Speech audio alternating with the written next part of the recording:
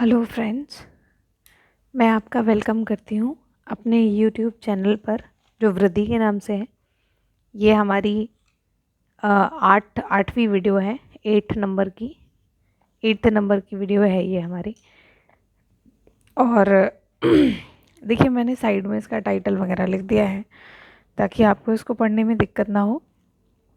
ये जो बेसिकली इसका टाइटल है ये है सुदूरवर्ती भूभागों के साथ संपर्क। एक्चुअली ये 2 चैप्टर है जो कवर कर रहे हैं आपस में, सुदूरवर्ती भूभागों के साथ संपर्क। ठीक है। और जो मेन चैप्टर है वो मेंशन ही है, 6th क्लास वाली बुक देखेंगे तो इसमें आपको मिल जाएगा। खुशहाल गांव और समृद्ध शहर। इससे पहले मेरी 7 वीडियोस ऑलरेडी अपलोडेड हो चुकी हैं। आप चाहें तो आप देख सकते हैं, आप उसे सर्च कर सकते हैं और उसका लिंक आपको डिस्क्रिप्शन बॉक्स में भी मिल जाएगा। तो चलिए शुरू करते हैं अपने इस टॉपिक को, सुदूरवर्ती भूभागों के साथ संपर्क। यहाँ पे कुछ बातें हैं जो बहुत ज़रूरी हैं, क्योंकि अब धीरे धीरे देखो टॉपिक लेंथी भी होते चले जाएंगे और इन्हें समझना ज़रूरी है, क्योंकि कई बार क्वेश्चन जो होते हैं ना वो हाइपोथेटिकल पूछे जाते हैं।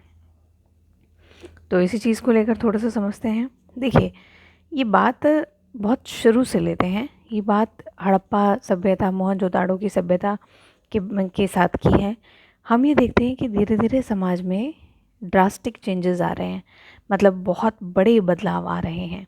ये जो बड़े बदलाव हैं ये कुछ इस आधार पर हैं कि पहले कांसे का इस्तेमाल हो रहा है, आगे चलकर लोहे का इस्तेमाल हो रहा है। पहले शायद कांसे के फाल रहते थे, फाल मतलब जिससे हल चलाते थे, अभी वो लोहे के हल हो गए हैं, यानी लोहे के फाल का प्रयोग होने लगा है। तो जब लोहे के फाल का प्रयोग होगा तो उससे जो खुदाई है, ज़मीन की खुदाई, वो और गहराई से होगी और आने वाली जो नई फसल है वो और भी ज़्यादा अच्छी होगी। ये बात तो आप समझ सकते हैं। तो आगे हम देखते हैं कि क्या क्या बदलाव आए, कैसे लिंक्ड हैं सुदूरवर्ती भूभागों के साथ संपर्क। का अर्थ क्या है? इसका अर्थ ये है कि जैसे साम्राज्य, जनपद, महाजनपद या शुरुआत का अगर नगरीय सभ्यता देखी जाए तो उन सभी में हम ये पाते हैं कि एक से दूसरी जगह लोगों का आना जाना लगा रहता था, जिसकी वजह से एक दूसरे से चीज़ों का आदान प्रदान, ज्ञान का आदान प्रदान, साथ ही साथ किसी वस्तु का आदान प्रदान, नई नई टेक्नोलॉजी का आदान प्रदान, ये होता ही रहा। तो नई नई चीज़ों को सीखते हुए हम यहाँ देखते हैं। ये 2 चैप्टर है बेसिकली, इसको मैंने मर्ज कर दिया है ताकि आपकी समझ में आ सके और हमारा टॉपिक भी ठीक से कवर हो सके। तो यहाँ पर हम बात करते हैं सुदूरवर्ती भूभागों के साथ संपर्क की। आखिर इसमें मतलब ये जो कंसेप्ट है वो हम क्यों पढ़ रहे हैं, उसका रीज़न क्या है, चलिए इसके बारे में थोड़ी सी चर्चा करते हैं। इसमें हम बात करते हैं 3000 वर्ष पूर्व लोहे के उपयोग की। जैसा कि हम जानते हैं कि तकरीबन 3000 साल पहले, आज से नहीं, 3000 साल पहले क्या था, लोहे का उपयोग हुआ करता था। तकरीबन 3000 साल पहले लोहे का उपयोग होता था। ये जो लोहे का उपयोग था ये बेसिकली जुताई के लिए जो हल होते थे, जुताई के लिए जो हल होते थे, उन हलों पर इस लोहे का, इस तरह मतलब लोहे का इस्तेमाल किया जाता था। इस तरीके का इस्तेमाल हम महापाषाण में देखते हैं। महापाषाण में देखते हैं लोगों को हल की जानकारी थी। ये हम हड़प्पा काल में भी देखते हैं। जो वहाँ से चीज़ें प्राप्त हुई हैं उनमें हमें मिट्टी के बने हुए, लकड़ी के बने हुए हल, यानी बच्चों के खिलौने में प्राप्त होते हैं। और ये जो हल हैं ये बेसिकली बच्चों के खिलौने हैं। ऐसे कोई ऐसे हल तो हमें दिखाई नहीं देते हैं एज इट इज़, लेकिन बच्चों के खिलौने से पता लगता है कि उस समय के लोगों को हल के बारे में जानकारी थी। आगे हम ये देखते हैं कि ना केवल ये लोग लोहे का इस्तेमाल यहाँ करने लगे थे, बल्कि सिंचाई के लिए सिंचाई प्राकृतिक ही नहीं, कुएं से भी सिंचाई हुआ करती थी, तालाब से भी सिंचाई होने लगी और कृत्रिम जलाशय भी बनाए जाने लगे जिनसे सिंचाई की जाने लगी। अब सिंचाई अच्छे से होगी और लोहे का इस्तेमाल होगा तो ऑब्वियसली फसल जो है वो ऑटोमेटिकली बहुत अच्छी होगी। तो धीरे धीरे हम ये यहाँ देखते हैं कि यहाँ पे जो कृषि है उसकी उत्पादकता बढ़ने लगी। कृषि उत्पादकता बढ़ने लगी तो कृषकों को और भी ज़्यादा फ़ायदा हुआ। अब हम यहाँ देखते हैं कि कृषकों को और क्या क्या फ़ायदा हुआ, और ये फ़ायदा और कितना, मतलब कितने लेवल पर था। जैसा कि हम जानते हैं कि कृत्रिम जलाशय, तालाब और कुएं बनाए जाने लगे, तो यहाँ पे हमें नज़र आता है कि किसानों को यहाँ ज़्यादा फ़ायदा होने लगा, अनाज का स्तर बढ़ने लगा, अनाज ज़्यादा होने लगा, और साथ ही साथ जो कर का भुगतान था, कर का भुगतान भी किसान आसानी से कर पाते थे, और साथ ही साथ जो किसान थे उनका उत्पादन भी बढ़ना शुरू हो गया, उनका उत्पादन बढ़ गया, लोगों ने परिश्रम भी करना शुरू किया, और साथ ही साथ राजाओं ने, जो समय के राजा महाराजा होते थे, वो सिंचाई की चीज़ों पर खर्च भी किया करते थे, क्योंकि अगर उत्पादन ज़्यादा होगा तो उनका लगान भी बढ़ जाएगा। तो हम यहाँ पर किन्हीं बातों को देखते हैं। अब यहाँ पे सबसे ज़रूरी क्या है कि उस समय में कुछ और इम्पॉर्टेंट औज़ार कौन से थे। तो उस समय के कुछ और इम्पॉर्टेंट औज़ार थे, जैसे हांसिया, हांसिया आप जानते हैं, फिर कुल्हाड़ी, और इसके अलावा संडासी। इस तरीके के कुछ औज़ार हुआ करते थे जो बहुत इम्पॉर्टेंट थे। और हम ये देखते हैं कि कुछ महत्वपूर्ण नाम भी है यहाँ पर जो और भी ज़्यादा इम्पॉर्टेंट है। कौन कौन से नाम हैं जो यहाँ पर बहुत ज़्यादा इम्पॉर्टेंट हैं? ये नाम है दक्षिण भारत में अलग और उत्तर भारत में अलग, अलग अलग नाम हैं, अलग अलग वर्ग हैं। ज़रा इन्हें देखते हैं। ये नाम एक एक नंबर में पूछ लिए जाते हैं। वेल्लाल एक है, वेल्लाल, ला, वेल्लाला नाम। ये जो नाम है ये बेसिकली बड़े भूस्वामियों के लिए इस्तेमाल होता था, यानी दक्षिण भारत का जो प्रशासन था उनमें जो नाम थे वो जाहिर सी बात है अलग होते होंगे उत्तर भारत से। तो वेल्लाला नाम का एक पद हुआ करता था, और ये पद जो था वो बड़े भूस्वामियों का पद था, जो उस समय के बड़े बड़े भूस्वामी थे जिनके पास बहुत बड़ी ज़मीनें हुआ करती थी, जो बहुत बड़ी ज़मीनों के मालिक थे, उन्हें वेल्लाला कहा जाता था। इसके अलावा उणवार, उणवार कौन होते थे, ये एक एक नंबर में पूछे जाने वाले क्वेश्चन है भाई। उणवार भूमिहीन मजदूर होते थे। उणवार कौन होते थे? भूमिहीन मजदूर होते थे। और साथ ही साथ आदिमई, आदिमई देखो कितने अजीब से थोड़े से नाम हैं। आदिमई ये दास कहलाते थे, यानी उस समय भी दास का प्रचलन था, दास उस वक्त भी थे। तो आदिमई जो होते थे वो दास कहलाते थे। तो इस तरह से दक्षिण भारत में ये कुछ नाम हैं जो बहुत इम्पोर्टेंट है। साथ ही साथ उत्तर भारत में भी कुछ इम्पोर्टेंट नाम हैं, जैसे एक है ग्राम भोजक। ग्राम भोजक, ये ग्राम भोजक बड़ा ही इम्पोर्टेंट पद रहा करता था, क्योंकि ये गांव के प्रधान का पद होता था। ग्राम भोजक का मतलब ये गांव का प्रधान था, और इसके बहुत सारे काम थे, जैसे गांव में टैक्स को इकट्ठा करना, कर इकट्ठा करना राजा के लिए। अगर गांव में कोई मतलब कोई गांव के नियम कानून को तोड़ता है तो वहाँ पर एक न्यायाधीश के तौर पर काम करना, साथ ही साथ पुलिस का भी काम करना। तो इस तरीके के कुछ काम होते थे जो ग्राम भोजक किया करते थे। साथ ही साथ एक और नाम हमें यहाँ पे दिखाई देता है, इसको बोलते हैं गृहपति। गृहपति का मतलब क्या था? गृहपति का मतलब किसी घर का स्वामी नहीं, बल्कि स्वतंत्र किसान, जो स्वतंत्र किसान होते थे उन्हें गृहपति कहा जाता था। स्वतंत्र किसानों को क्या कहा जाता था? गृहपति कहा जाता था। तो यहाँ पर कुछ और इम्पॉर्टेंट चीज़ें हैं, हम इसमें देख लेते हैं। आगे देखते हैं।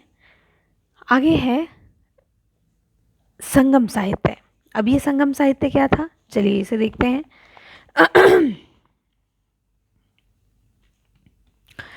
संगम साहित्य क्या था, अब देखते हैं कि उस समय के जो कुछ लोग होते थे, उस समय के कुछ लोग, अभी हमने बात की कि भाई उस समय ग्राम गृहपति होता था, इसके अलावा कुछ और भी लोग होते थे, दास भी होते थे, इसके अलावा कुम्हार भी, लोहार, बुनकर, बढ़ई, इस तरीके के कुछ छोटे छोटे शिल्पकार भी हुआ करते थे।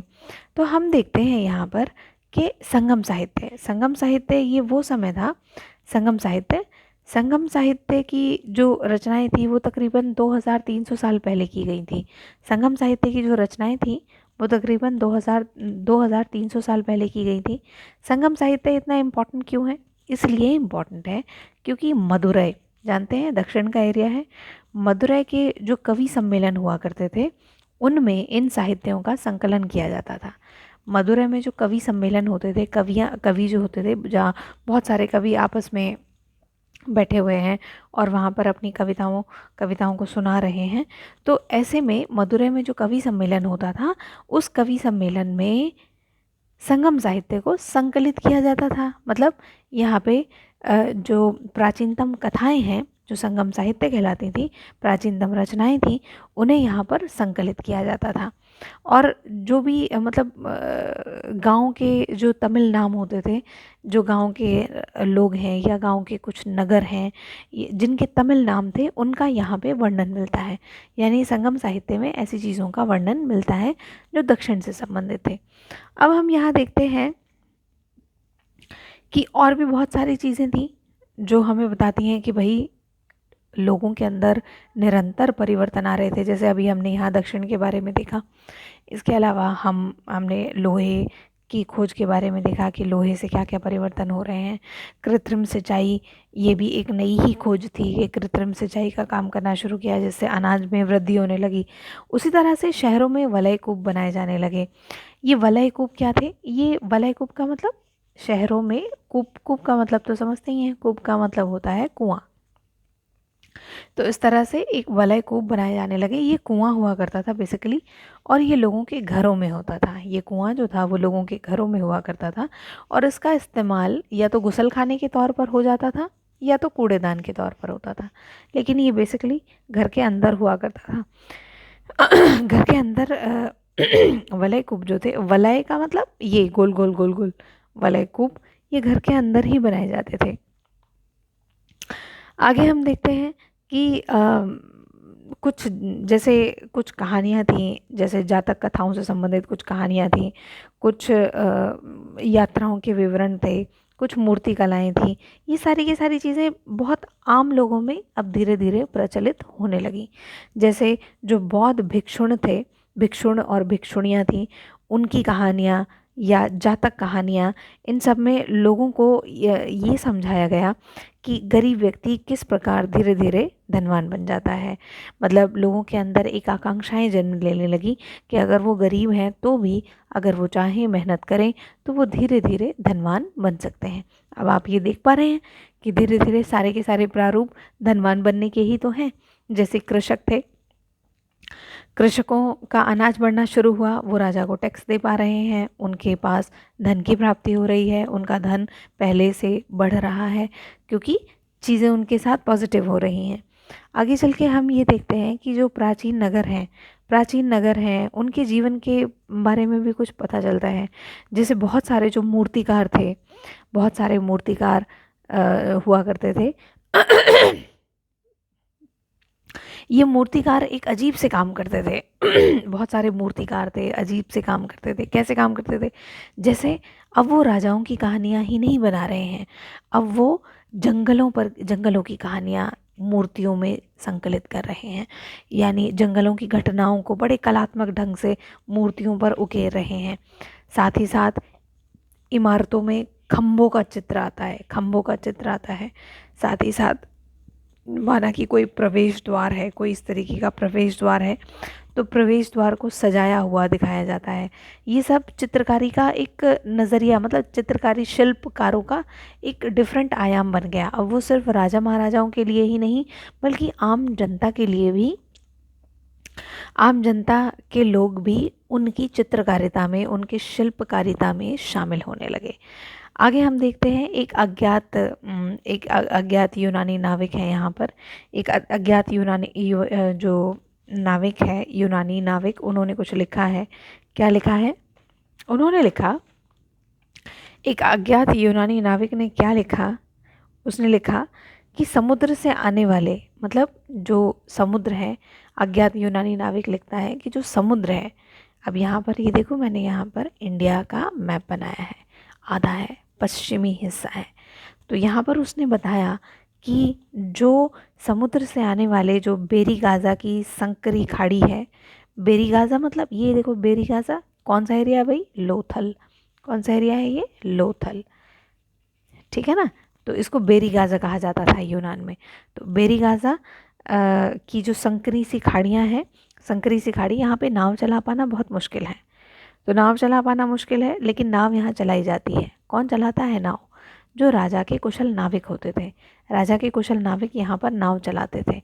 और साथ ही साथ बेरी गाज़ा में चांदी के सिक्के, पत्थर, इन सब का आयात किया जाता था। जड़ी बूटी, गोमेद, कार्लिनियन, सूती कपड़ा, ये जो चीज़ें थी इनका निर्यात किया जाता था। अब ये जो जड़ी बूटियाँ थी ये बेसिकली हिमालय की जड़ी बूटियाँ थी। हिमालय की जड़ी बूटियाँ, गोमेद, कार्लिनियन और सूती कपड़ा। सूती कपड़े के लिए तो भारत फेमस ही है। कार्लिनियन क्या था? कार्लिनियन एक ऐसा पत्थर हुआ करता था जिसको गले में पहना जाता था। ये चमकदार पत्थर था। तो इन सब का निर्यात किया जाता था और साथ ही चांदी के सिक्के, पत्थर का आयात किया जाता था। यानी इनका जो व्यापार था वो बड़े दूर दूर के लोगों से था, जैसे कि यूनान, जैसे कि आगे भी चलकर ईरान, इराक, यहाँ से व्यापार किया जाता था। बेरीगाज़ा, अब यहाँ पे ध्यान से समझे, बेरीगाज़ा मतलब लोथल। तो आगे हम देखते हैं कि इस तरीके से व्यापार में बहुत बड़े बड़े बदलाव आ रहे थे और व्यापार के साथ साथ लोगों के रहन सहन में बदलाव आ रहे थे।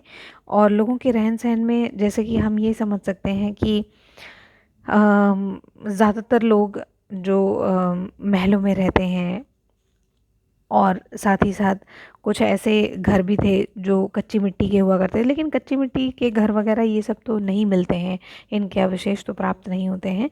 लेकिन जो महल हैं जो बड़े ठोस बनाए गए थे उनके अवशेष आज भी प्राप्त होते हैं। तो इस तरीके से हम ये देख सकते हैं कि भाई उस समय के लोग कैसे रहते थे, कैसे वो लोग आपस में एक दूसरे से चीज़ों का आदान प्रदान किया करते थे।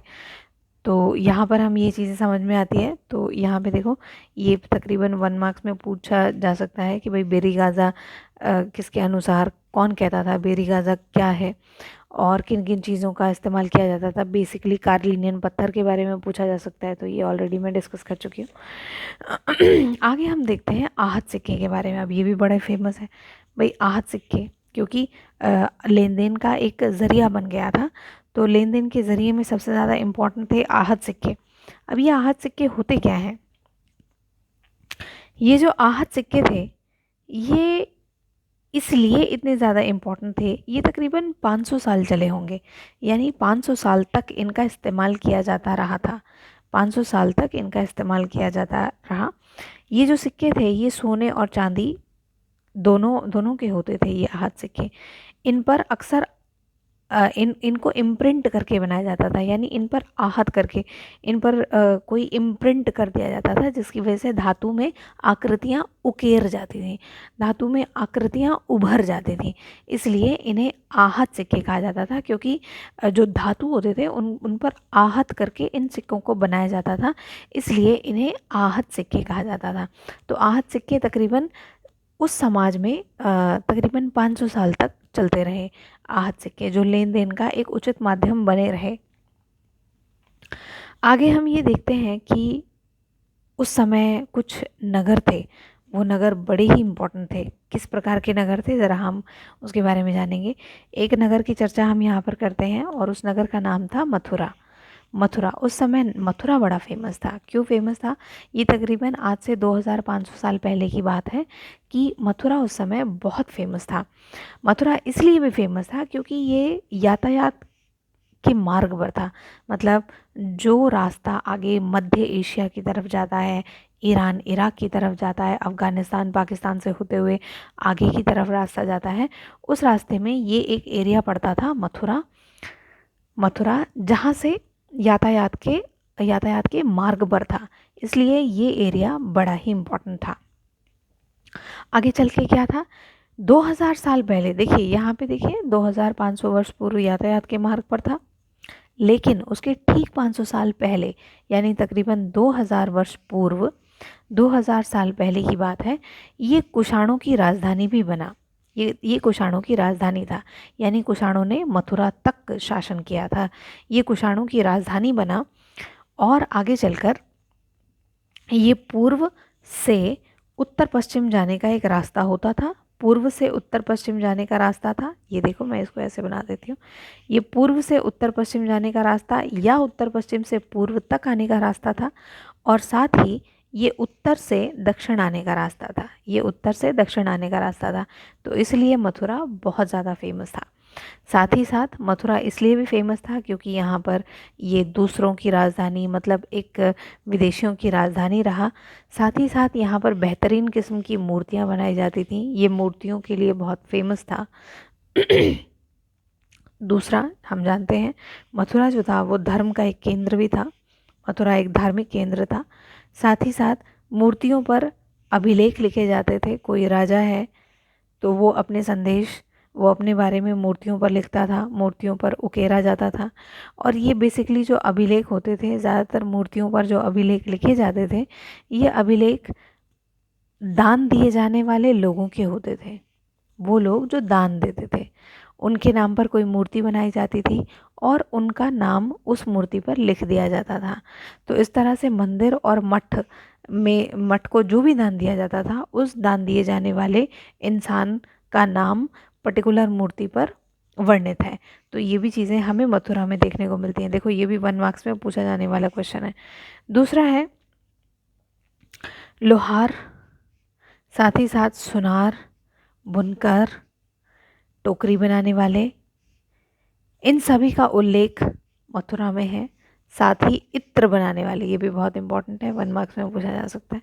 तो इत्र बनाने वाले जो थे ये भी मथुरा में, मतलब इस तरीके के जो लोग थे वो मथुरा में पाए जाते थे। अब आप समझ पा रहे हैं कि मथुरा जो था वो इतना फेमस क्यों था, क्योंकि मथुरा में इधर से उधर जाने के बहुत सारे रास्ते थे, और साथ ही साथ ये एक ऐसा केंद्र था जहाँ से व्यापार अच्छे से हो सकता था। तो इसलिए ये एरिया अपने समय में बहुत ज़्यादा डेवलप हो गया।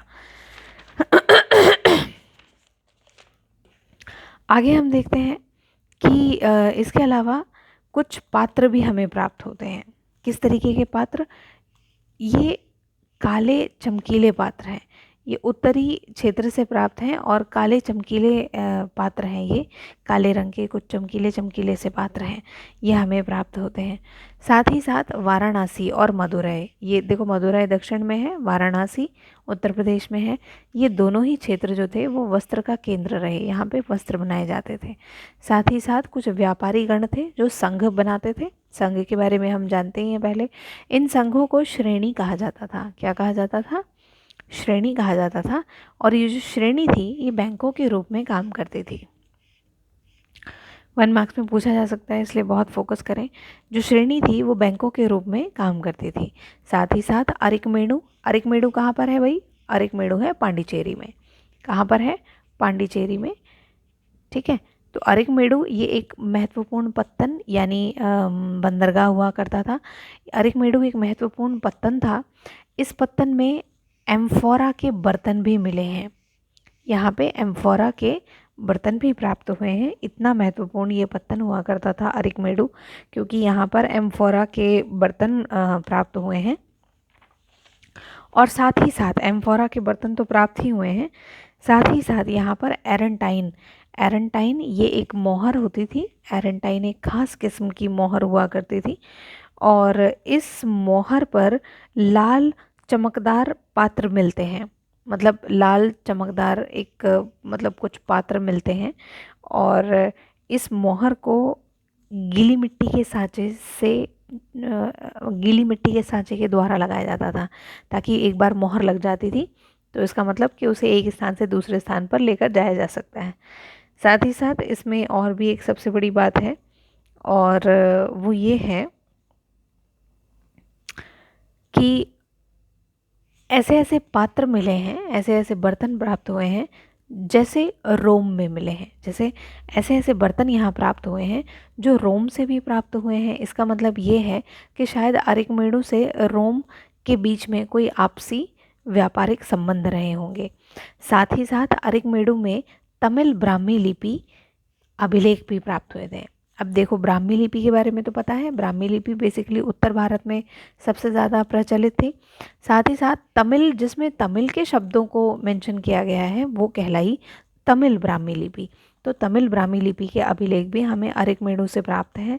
और इसके अलावा रोम, रोम रोम में बनने वाले लैंप, रत्न, इसके अलावा शीशे के पात्र, ये सारी की सारी जो चीज़ें हैं वो भी हमें अरिकमेडु से मिलती हैं। अरिकमेडु अभी भी मैं दोबारा बता देती हूँ, अरिकमेडु एक बंदरगाह है, बड़ा फेमस बंदरगाह था उस समय का, और ये फेमस बंदरगाह आज आधुनिक समय में पांडिचेरी में है। तो इसलिए हमें थोड़ा सा ध्यान रखना है। और जैसा कि मैं आपको यहाँ बताना चाहती हूँ, ये जो एम्फोरा के जो बर्तन हैं, बेसिकली एम्फोरा के जो बर्तन हैं यहाँ पर, ये जो बर्तन हैं ये भूमध्य सागर क्षेत्र में प्राप्त होते थे। भूमध्य सागर, तो इसका मतलब यहाँ पे जो व्यापार वगैरह होता था वो भूमध्य सागरीय क्षेत्रों से जो आसपास के क्षेत्र हैं वहाँ से भी प्राप्त होता था। इनका आपस में एक व्यापारिक संबंध बने हुए थे। तो हम आगे यहाँ पे देख पाते हैं कि और भी बहुत सारे मतलब चीज़ें मिलती हैं, जैसे रोमन लैंप, रत्न, शीशे के पात्र, ये सारी चीज़ें यहाँ से प्राप्त होती हैं, बहुत इंपॉर्टेंट है। तो अरिकमेडु इसलिए बहुत इंपॉर्टेंट है, साथ ही संघ बहुत इंपॉर्टेंट है। इसके अलावा ये वाणिज्य मतलब वाराणसी और मदुरै ये वस्त्र के केंद्र थे, ये भी बहुत इंपॉर्टेंट है। तो आप इसे ठीक से पढ़ लें, वीडियो को एक से दो बार थोड़ा ट्राई करेंगे तो सब समझ में आ जाएगा। आगे देखेंगे थोड़ा सा लेंथी हो रहा है चैप्टर। अब यहाँ पर हम देखते हैं कि ये जो उपमहाद्वीप थे, आगे और भी बढ़ते हैं क्योंकि सुदूरवर्ती भूभाग के साथ संपर्क अभी ख़त्म नहीं हुआ है। तो यहाँ पर हम देखते हैं कि उपमहाद्वीप, एक ये सेकंड पार्ट है भाई। सेकंड पार्ट के लिए अलग वीडियो थोड़ा सा मेरे को पॉसिबल नहीं लगा, क्योंकि इससे पहले मैंने एक ही टॉपिक पर 2 वीडियो बनाए हैं ऐसे ही मिक्सअप करके, लेकिन उसमें थोड़ी प्रॉब्लम हो जाती है।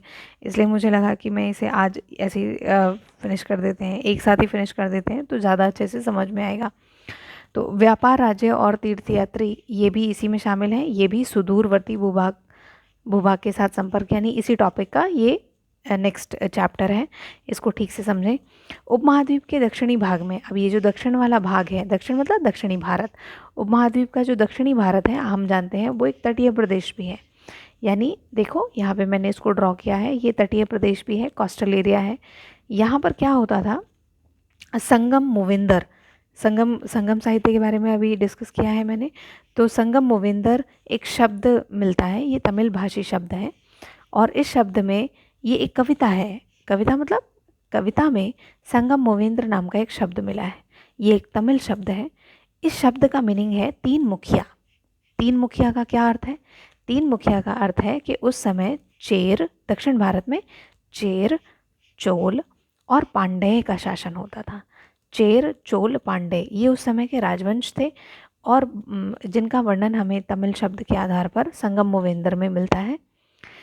अब इनकी सबसे बड़ी खास बात ये थी कि इन तीनों के ही 2-2 सत्ता केंद्र थे। सत्ता केंद्र मतलब 2 तरीके से ये अपने एरिया पर नियंत्रण स्थापित करते थे। वो 2 तरीके कौन से थे?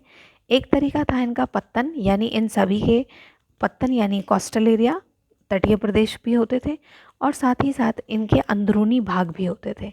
अंदरूनी भाग भी थे, यानी एक तरफ पत्तन होते थे और दूसरी तरफ अंदरूनी भाग होते थे। यानी इन्हें 2 तरीके से नियंत्रण स्थापित करना होता था, एक अपनी बंदरगाहों पर और दूसरा अपने अंदरूनी क्षेत्रों पर। तो इस तरह से हम आगे देखते हैं। चोल साम्राज्य था, चोल जो क्षेत्र था, तो चोल क्षेत्र में सबसे इम्पॉर्टेंट नाम यहाँ पे पत्तन का है, और इस पत्तन का नाम था पुहार, जिसको आज के समय में कावेरी पट्टिनम बोलते हैं। चोल के समय में सबसे महत्वपूर्ण पत्तन हुआ करता था पुहार, जिसको आज के समय में कावेरी पट्टनम बोलते हैं, और साथ ही साथ दूसरा था पांड्य। पांड्य में सबसे महत्वपूर्ण क्षेत्र था मदुरै। ये मदुरै जो था वो उसके अंदरूनी भाग में आता है, लेकिन सबसे महत्वपूर्ण पत्तनों में सबसे महत्वपूर्ण पुहार था, और अंदरूनी भाग में सबसे महत्वपूर्ण मदुरै था, जो पांड्य का हिस्सा था। साथ ही साथ हम ये देखते हैं कि ये जो राजा हुआ करते थे इस काल में, इस काल का जो राजा वर्ग था, उसकी कर व्यवस्था सबसे ज़्यादा अलग थी। अलग क्यों थी उसकी कर व्यवस्था? क्योंकि इनका जो कर था वो नियमित नहीं होता था। मतलब ऐसा नहीं था कि इन्होंने बड़े भूभाग पर कब्जा किया और वहाँ के किसानों से इन्होंने नियमित कर लेना शुरू किया, ऐसा नहीं था। साथ ही साथ नियमित कर भी नहीं था, और साथ ही साथ ये उपहारों पर निर्भर होते थे। मतलब उपहारों का मतलब, अगर इनको उपहारों पर निर्भर होते थे। जैसे कोई अगर इनको कुछ दे, या व्यापारीगण कुछ दें, या किसान कुछ दें, मतलब ये कहीं ना कहीं उपहारों पर निर्भर थे। और साथ ही साथ इनके उपहारों का कुछ भाग इनके कवियों को भी दिया जाता था, क्योंकि यहाँ पर दक्षिण भारत में कविताओं का चलन बहुत ज़्यादा था। तो हम यहाँ देखते हैं कि कर व्यवस्था तो अनियमित थी ही, साथ ही साथ उपहारों का भाग भी कवियों को प्राप्त होता था। राजा के द्वारा उपहारों का भाग कवियों को प्राप्त होता था। अब हम देखते हैं कि यहाँ पर सबसे ज़्यादा इम्पॉर्टेंट बात होती थी कि ये जो मुखिया लोग होते थे, ये उपहार सबसे ज़्यादा लेते थे और आसपास के क्षेत्रों से शुल्क वसूल करते थे। मतलब जो इनके आसपास के क्षेत्र हैं उन सभी से ये शुल्क वसूल करते थे।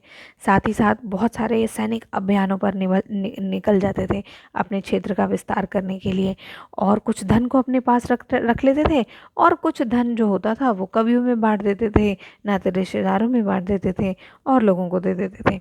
साथ ही साथ यहाँ पर जो संगम कवि होते थे, उनकी मुखिया जो संगम कवि होते थे, तो संगम कवि मुखियाओं की प्रशंसा करते थे। उनकी प्रशंसाओं में क्या लिखते थे? कविताएं लिखा करते थे उनकी प्रशंसाओं में। और इन कविताओं में जब राजा की प्रशंसा होती है तो राजा खुश होकर अपने लोगों को क्या दे देता है? वो अपने लोगों को हीरे जवाहरात, सोने चांदी, हाथी घोड़े, ऐसी चीज़ें दे देता था। तो बेचारे कवि वो और खुश हो जाते थे। आगे जब हम मध्यकालीन भारत को पढ़ेंगे ना, तो इसमें और भी अमेजिंग अमेजिंग फैक्ट हमें समझ में आएंगे, हमें दिखाई देंगे। तो इसलिए आगे हम देखते हैं कि करीब 200 साल पहले की बात है, तकरीबन 200 साल पहले एक महान राजवंश अस्तित्व में आता है, और ये एरिया था बेसिकली पश्चिम भारत का। पश्चिम भारत में सातवाहनों का एरिया समझ में आता है, मतलब सातवाहनों का प्रभाव दिखाई देता है। और सातवाहनों का प्रभाव, और इसमें जो महान राजा था सातवाहनों में, सबसे महान राजा, उसका नाम था गौतमी पुत्र सातकर्णी। उसका नाम था गौतमी पुत्र सातकर्णी। ये उस समय का महान राजा था, जिसकी जानकारी हमें गौतमी बलश्री ये माता थी इनकी, गौतमी बलश्री के अभिलेख से इनके बारे में जानकारी मिलती है। और साथ ही साथ सातवाहन जो थे, ये बहुत इंपॉर्टेंट है, 1 मार्क्स में पूछा जाता है।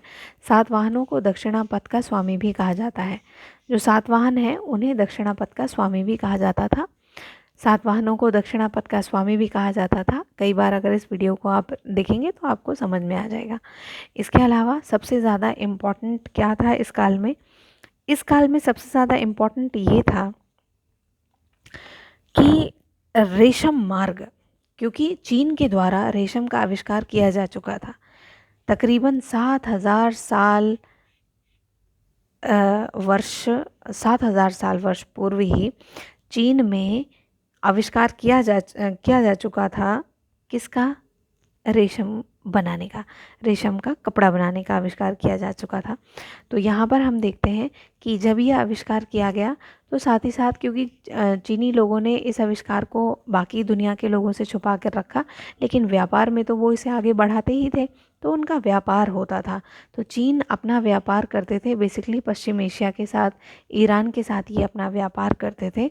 और इस व्यापार में हम ये देखते हैं तकरीबन 2000 साल पहले तक, तकरीबन 2000 साल पहले रेशमी वस्त्र पहनना बहुत ज़्यादा बहुत ख़ास माना जाता था उसे, जो रेशमी वस्त्र पहनता था। क्यों? क्योंकि रेशम की कीमत ही इतनी ज़्यादा होती थी। अब कीमत ज़्यादा क्यों होती थी? इसको आज के संदर्भ में भी देखो। अगर कोई भी बाहर की, कोई माना कोई 4 व्हीलर गाड़ी है, बाहर की गाड़ी है, और वो भारत में अगर कोई भारतीय व्यक्ति ख़रीदता है तो उस पर टैक्स ज़्यादा लगता है। यही उसका रीज़न है, क्योंकि जब वो गाड़ी भारत में आती है तो उसको बहुत सारे अन्य शुल्क देने पड़ते हैं, जो अन्य सीमा शुल्क होते हैं वो सब देने पड़ते हैं। तो इस तरह से बहुत सारे व्यापार के दौरान बहुत सारे सीमा शुल्क देने होते थे, जिसकी वजह से जो रेशम था उसकी कीमत और ज़्यादा बढ़ जाती थी। तो लगभग 2000 साल पहले इस तरह से रेशमी वस्त्र पहनना बड़े फैशन की बात हुआ करती थी। अब यहाँ पर एक और सबसे बड़ी बात क्या है कि हम कुषाणों के बारे में जानते हैं। तो जो कुषाण थे, कुषाण एक राजवंश रहा।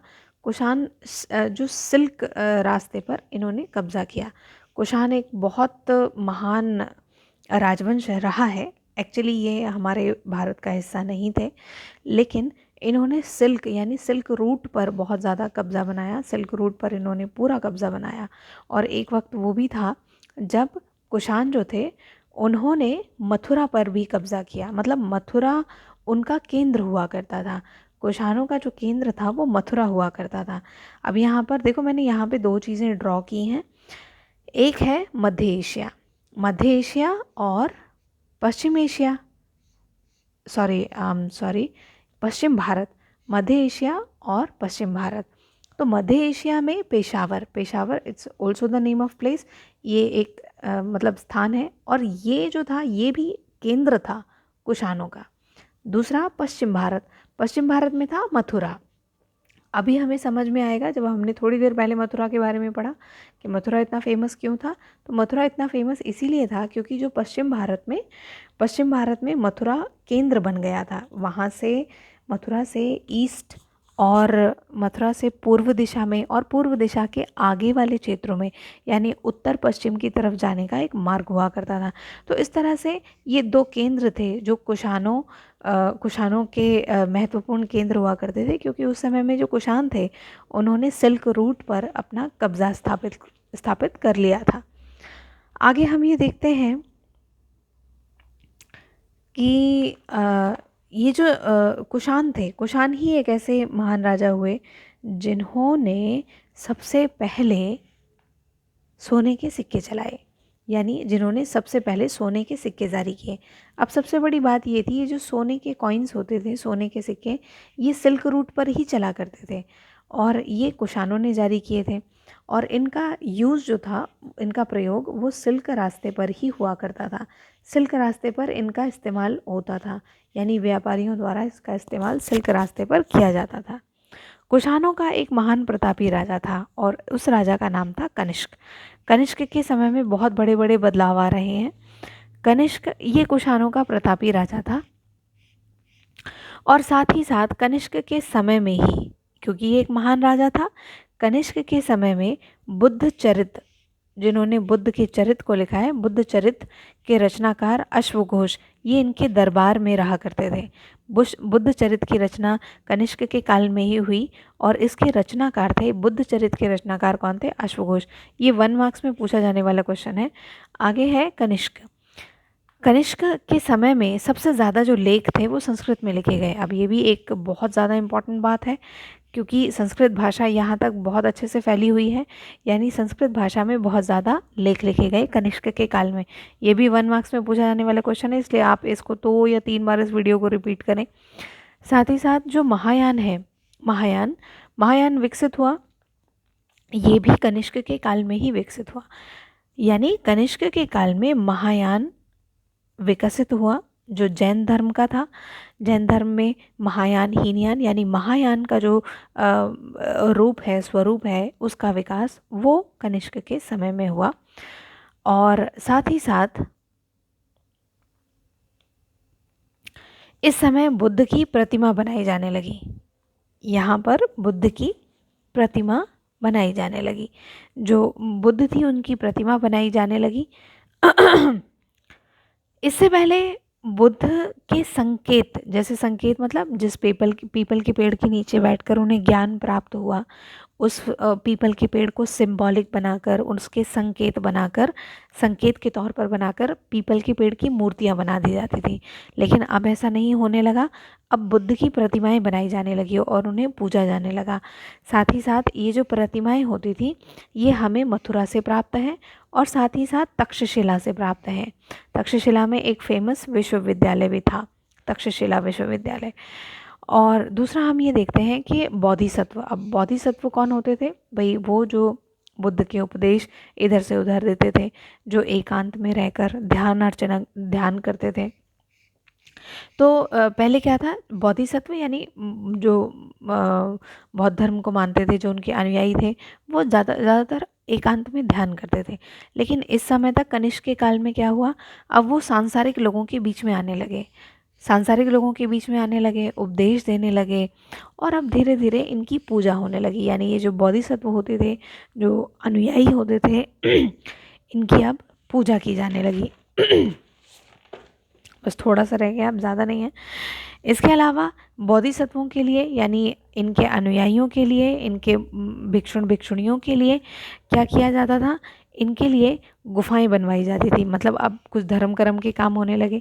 ये गुफाएं बेसिकली राजा रानियों के द्वारा बनवाई जाती थी, क्योंकि औरों के पास तो इतने पैसे नहीं होते थे या इतना धन नहीं था जो इनके लिए गुफाएं बनवा सकें। तो ये जितने भी काम होते थे ये राजा रानी के द्वारा किए जाते थे। मतलब वो सारे लोग मिलकर इस पर निर्णय लेते थे।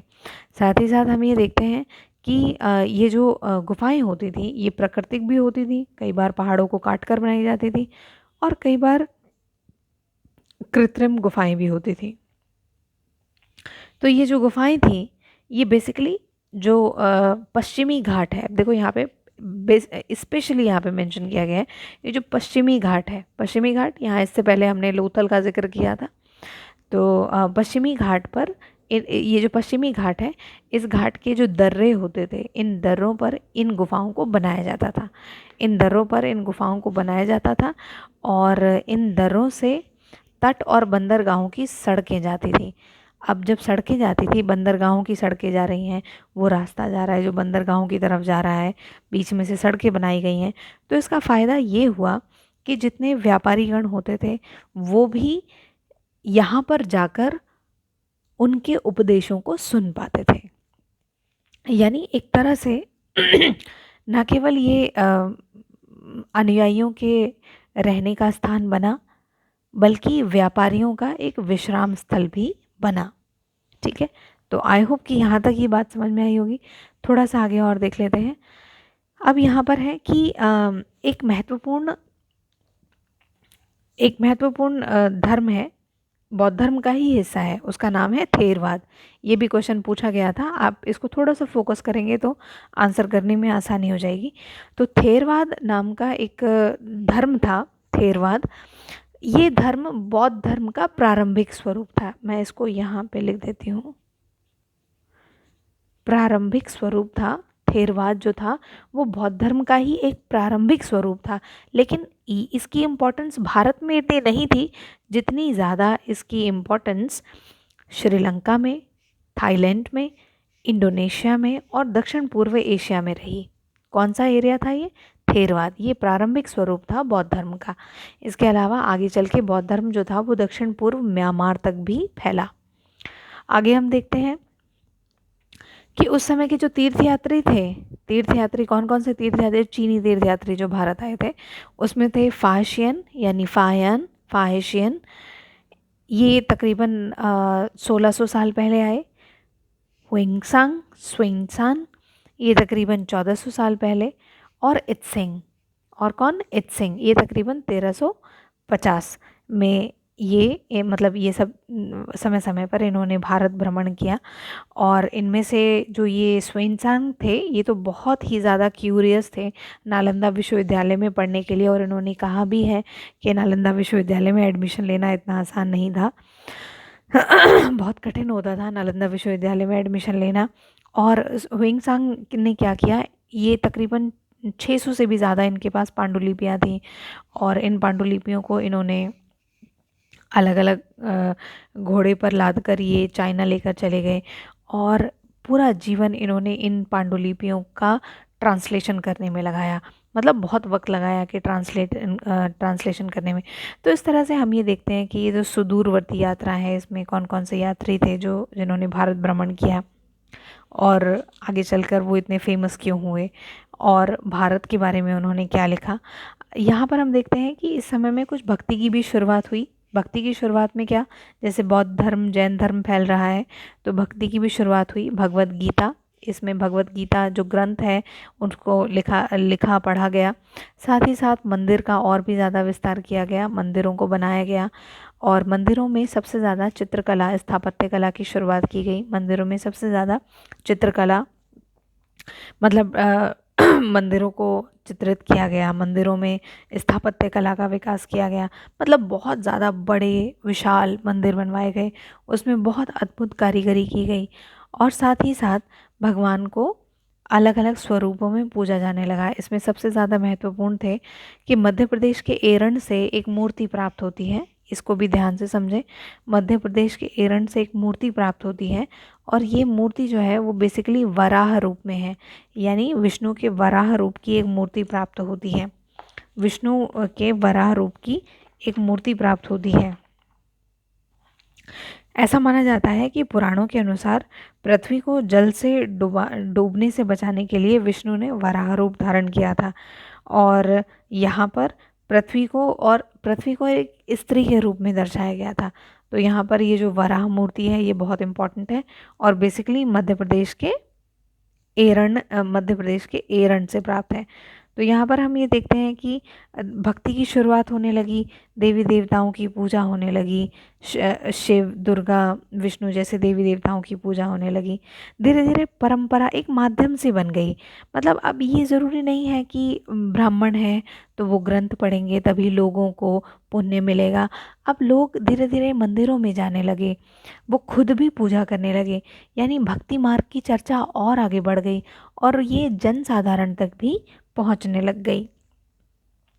तो हम ये धीरे धीरे देखते हैं कि भक्ति की शुरुआत हुई और लोगों के अंदर बदलाव आए। देवी देवताओं की बहुत खूबसूरत खूबसूरत मूर्तियाँ भी बनाई जाने लगी, यानी शिल्प कला का और भी ज़्यादा विकास होने लगा। और जिन स्थानों पर इन बहुत क्रिएटिव सुंदर सुंदर मूर्तियों को रखा जाता था, देवी देवताओं की मूर्तियों को रखा जाता था, जिस जगह जिस स्थान पर स्थापित किया जाता था उसे मंदिर कहा जाता था। तो इस तरह से मेरा ये जो टॉपिक है ये यहाँ पे समाप्त होता है और मुझे मालूम है कि ये टॉपिक बहुत बड़ा बन गया है, पर इसके अलावा कोई और अल्टरनेट नहीं था मेरे पास, क्योंकि बार बार अलग अलग टॉपिक बनाने से ना काफ़ी कन्फ्यूजन भी क्रिएट होती है। अभी एक बार में आप इसे जो 2 या 3 बार अगर इस वीडियो को पढ़ लेंगे ना तो आपको ये चीज़ें समझ में आ जाएंगी।